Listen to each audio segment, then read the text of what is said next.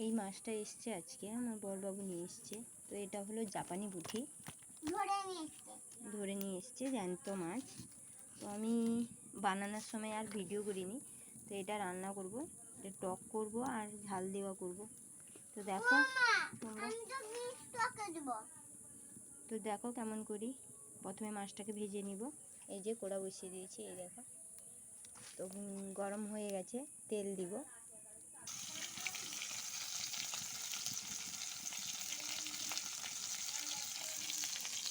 অল্প তেল দিয়ে মাছ ভাজছি, কেন জানো তো আমার পরিস্থিতি তোমরা সবাই। তো অল্পতেই মাছ ভাজতে হয়। আর কয়েকদিন মাছ এনেও রান্না করিনি, কারণ হাতে পয়সা ছিল না একদম। তো ওই জন্য। আর এখন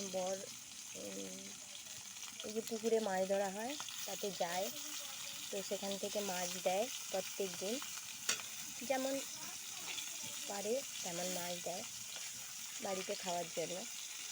আজকে একটা গোটা মাছ দিয়েছিল জাপানি পুঁটি, বড়। এই যে দেখো, বড় বড় পিস করেছি। আমি ঘরে মাছ কেটেছি।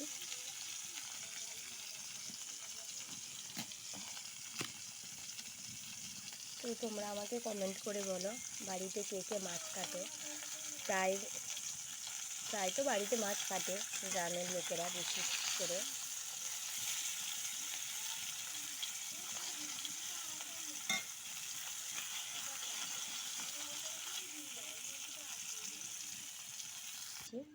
বীজ ভেজেছি, এটাকে টকে দিব, আমার ছেলে খাবে বলে।